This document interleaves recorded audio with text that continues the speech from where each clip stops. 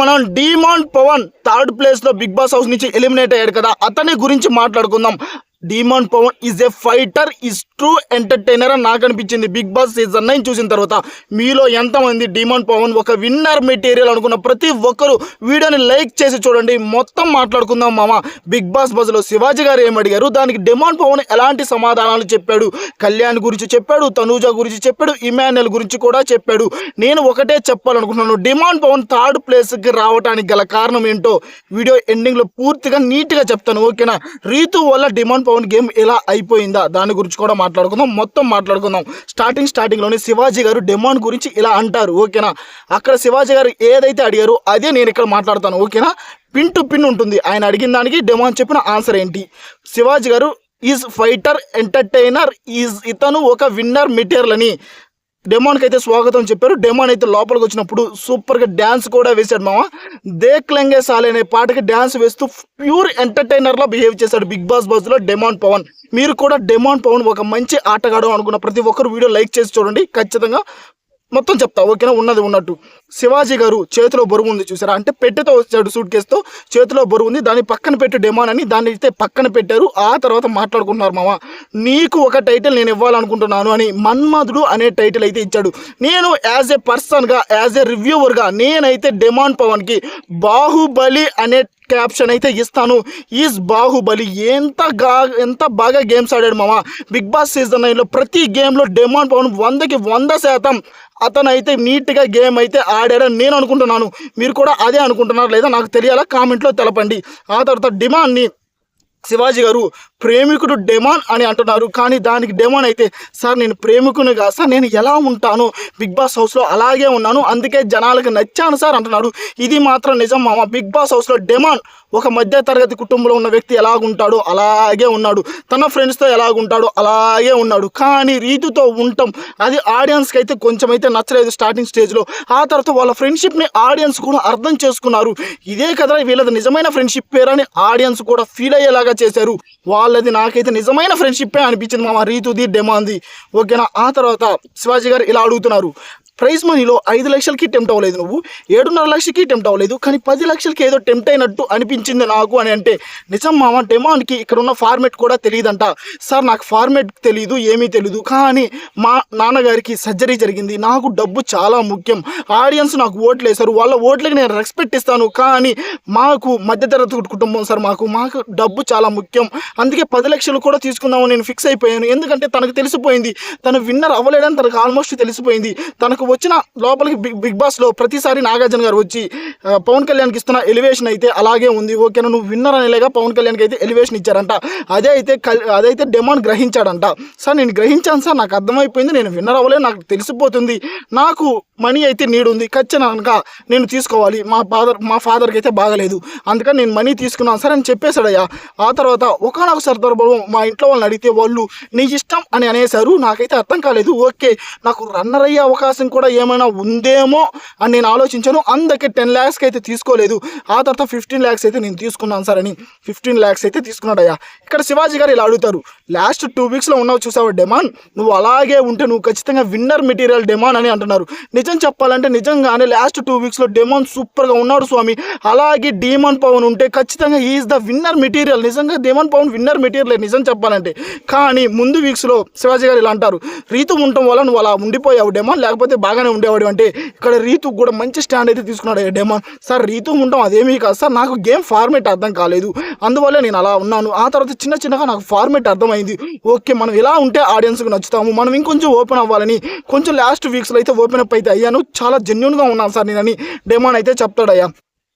ఆ తర్వాత శివాజీ గారు స్ట్రాటజీ వేసావా అంటే, ఇక్కడ లవ్ ఫార్మేట్ నడిపితేనే ఇక్కడ హౌస్లో ఉంటావని ఏమన్నా స్ట్రాటజీ వేసావా డెమాన్ అంటే, ఇక్కడ కూడా డెమాన్ నీట్గా చెప్పాడు, సార్ నేను ఎలాంటి స్ట్రాటజీలు అయితే వేయలేదు, నేను మా ఇంట్లో ఎలా ఉంటాను, నా ఫ్రెండ్స్తో ఎలా ఉంటాను అలాగే ఉండటానికి బిగ్ బాస్ సీజన్ 9కి వచ్చాను, అలాగే ఉన్నాను సార్ అని చెప్పాడు డెమాన్. నాకు కూడా అలాగే ఉన్నాడు అనిపించింది.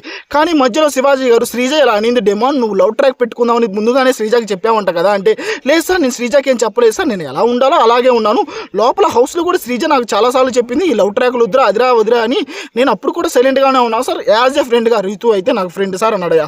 ఆ తర్వాత శివాజీ గారు మళ్ళీ అంటున్నారు, నువ్వు విన్నర్ మెటీరియల్ డిమాండ్ పవన్, నీ గేమ్ నువ్వే డల్ చేసుకున్నావు ఈ లవ్ ట్రావెల్ వల్ల అని అంటున్నారయ్యా. ఆ తర్వాత నువ్వు కళ్యాణ్తో ఎందుకు ఫ్రెండ్షిప్ చేయలేకపోయావు, నీది కళ్యాణ్ది చాలా ఫ్రెండ్షిప్ మాకు నచ్చింది, నువ్వెందుకు ఫ్రెండ్షిప్ చేయలేకపోయావు అంటే, సార్ ఇప్పుడు కళ్యాణ్కి చాలా మంది ఉన్నారు సార్, ప్రియా ఉంది, శ్రీజ ఉంది, వాళ్ళ తర్వాతే నాకు ఏదైనా చేయాలంటే, కానీ నాకు ఉంది మాత్రం రీతునే సార్, నేను హెల్ప్ చేశానంటే రీతుకు చేస్తా, రీతు మాత్రం నాకే చేస్తుంది, అందువల్ల నేను రీతుతో క్లోజ్గా ఉన్నాను సార్ అన్నాడు. ఇందులో తప్పు లేదు, ఓకేనా.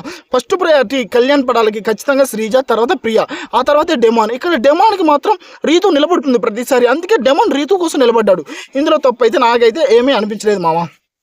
ఆ తర్వాత శివాజీ, నువ్వు రీతు ఆడియన్స్ కోసం వెళ్ళినట్టు మాకు అనిపించలేదు, మీరు ఒకరికొకరు గేమ్ ఆడినట్టు అనిపించింది అన్నారు. ఇది మాత్రం తప్పు మామ, వాళ్ళిద్దరూ జెన్యున్గానే ఉన్నారు.